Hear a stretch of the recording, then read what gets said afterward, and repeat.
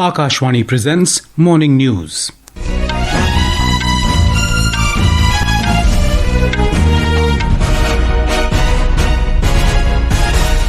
Good morning, I'm Sunil Verma. The headlines. Prime Minister Narendra Modi to launch multiple development projects worth over 96,000 crore rupees in Bihar and Uttar Pradesh today. Union Home Minister Amit Shah chairs high-level meeting to review security situation in Jammu and Kashmir and arrangements for annual Amarnath Yatra.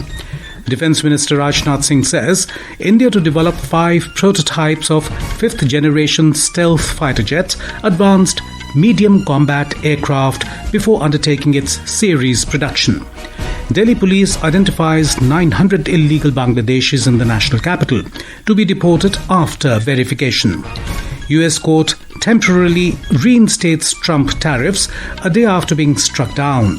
And in IPL cricket, Royal Challengers Bengaluru beat Punjab Kings by 8 wickets in first qualifier to enter the final.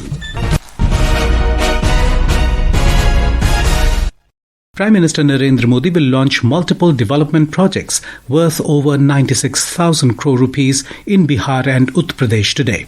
In Bihar, Prime Minister Modi will inaugurate, lay the foundation stone and dedicate to the nation multiple development projects worth over 48,520 crore rupees at Bikramganj in Rohtas district this morning. More from our correspondent.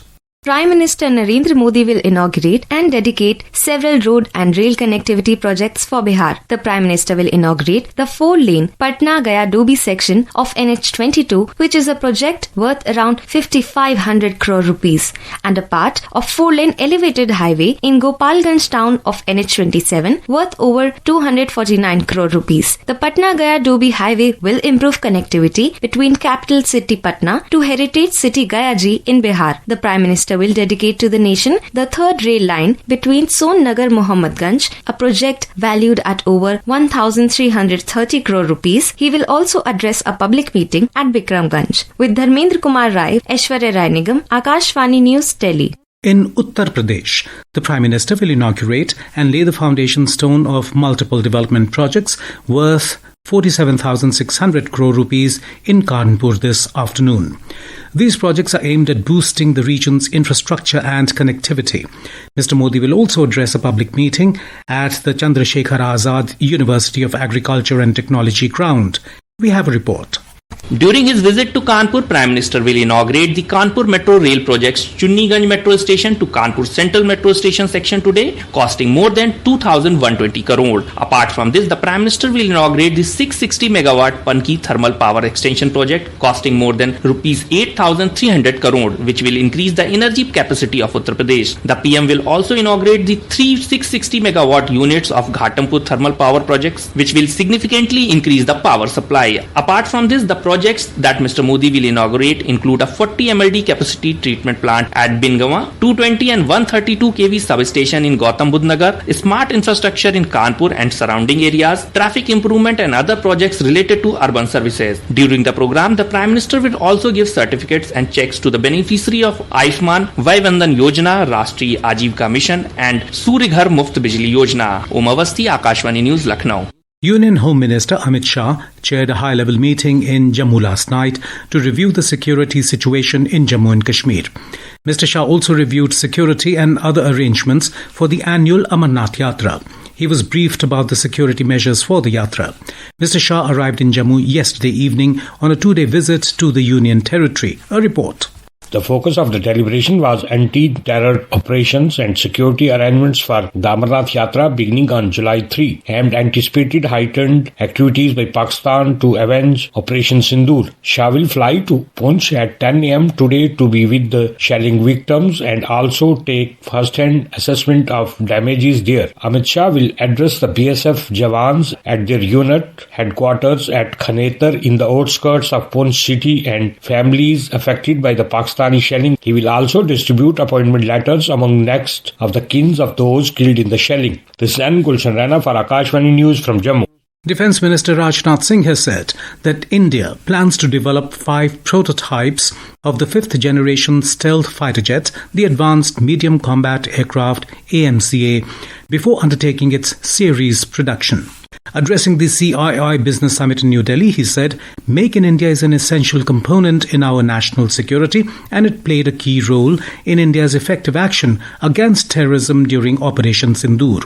The Defence Minister emphasised that through the AMCA execution model, the private sector will get an opportunity to participate in a mega defence project along with public sector companies for the first time. रक्षा क्षेत्र में self reliance एमका project को जो 5th generation fighter aircraft Bharat में ही बनाने का project है, उसको आगे बढ़ाने की एग्जीक्यूशन मॉडल को मंजूरी दे दी है। ये एक बहुत ही बोल्ड डिसाइसिव डिसीजन लिया गया है जो भारत की डिफेंस कैपेबिलिटीज को मजबूती प्रदान करने के साथ साथ इस देश में एरोस्पेस सेक्टर को एक डेप्थ और एक नई हाइट प्रदान करेगा।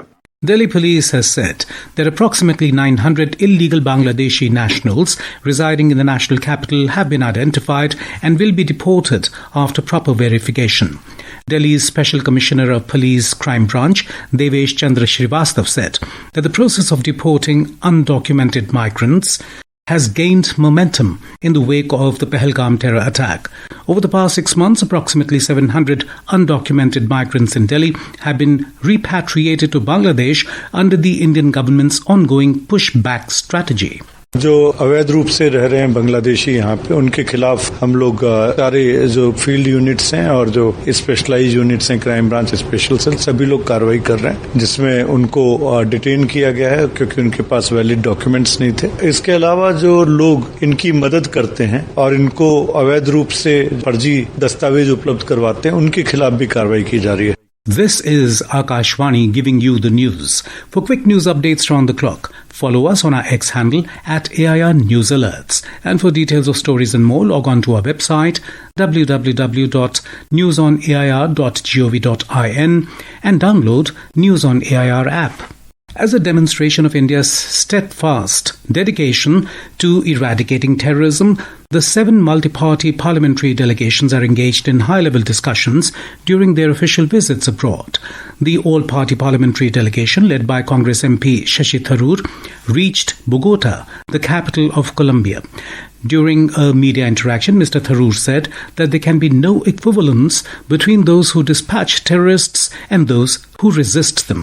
There was a well-publicized funeral of one of the terrorists on the sanctions list, and you will be interested to see that funeral was attended by uniformed senior military and police personnel from Pakistan. That is the extent of complicity that we are seeing between the terrorists who perpetrate crimes of this nature and those who finance, guide, train, arm and equip them, and who provide them safe haven to continue their training and their other awful deeds. As we celebrate the success of Operation Sindoor, the nation salutes the valor of the Indian soldiers. As a tribute to the armed forces, Akashvani News is presenting a special series. Today, we remember Paramveer Chakra awardee Captain Gurbachan Singh Salaria, who was part of a UN peacekeeping force from India to Congo and made the supreme sacrifice during the civil war-like situation in Congo in 1961.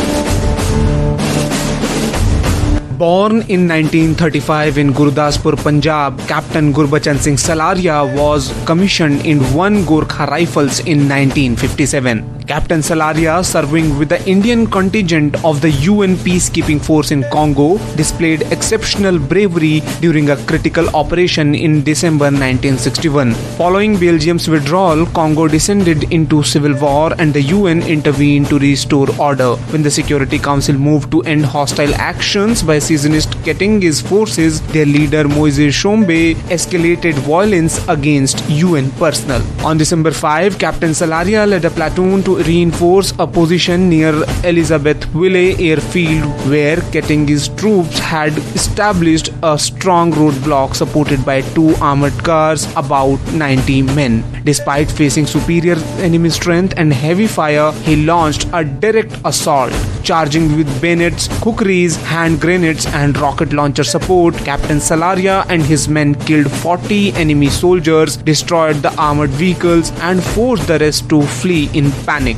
Though grievously wounded by enemy fire, Captain Salaria fought on until he collapsed and later succumbed to his injuries. His decisive action prevented the encirclement of the UN headquarters in Elizabethville. For his extraordinary courage and leadership, he was posthumously awarded the Paramveer Chakra. Sakleen Akhtar for Akashvani News, Delhi. In the United States, a federal appeals court has reinstated President Donald Trump's tariffs just a day after a trade court ordered an immediate halt to them. The U.S. Court of Appeals for the Federal Circuit in Washington has said that it is pausing the lower court's ruling to consider the government's appeal and ordered the plaintiffs to respond by June the 5th and the administration by June the 9th. Earlier on Wednesday, a surprise decision by the U.S. Court of International Trade had blocked President Trump's so-called Liberation Day tariffs on most U.S. trading partners. The India Meteorological Department IMD has forecast heavy to very heavy rainfall over Gangetic West Bengal, Bihar, Odisha, Tamil Nadu, Puducherry, Karaikal, coastal Karnataka, Kerala and Mahe today.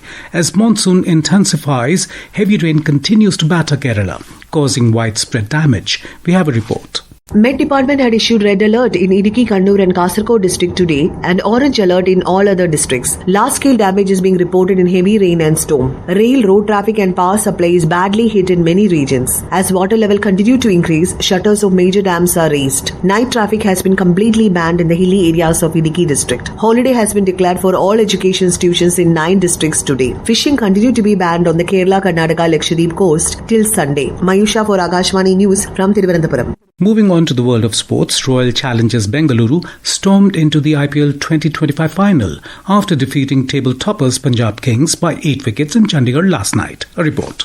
It was a tough night for Punjab Kings as nothing went their way. They lost the toss, were asked to bat first and were bundled out for just 101 runs in 14.1 overs by a disciplined RCB bowling attack. In reply, RCB chased down the target with ease, reaching 106 for 2 in just 10 overs and stormed into the final in style. All eyes are now on the clash between Gujarat Titans and Mumbai Indians, who face off in the eliminator this evening in Chandigarh. Moving on to the Asian Athletics Championship in Gumi, South Korea. India had a golden day yesterday, bagging 6 medals, including 3 gold, 2 silver and 1 bronze. In Singapore Open Badminton, India's men's doubles pair of Satvik Sairaj Rankireddy and Chirag Shetty will play their quarter-final match today against Malaysia's Goshe Fei and Noor Isuddin. Vishnu P.S., Akashvani News, Delhi. Prasar Bharati Shared Audiovisuals for Broadcast and Dissemination, PB Shabd, has invited YouTubers, podcasters and video editors to register for its free services.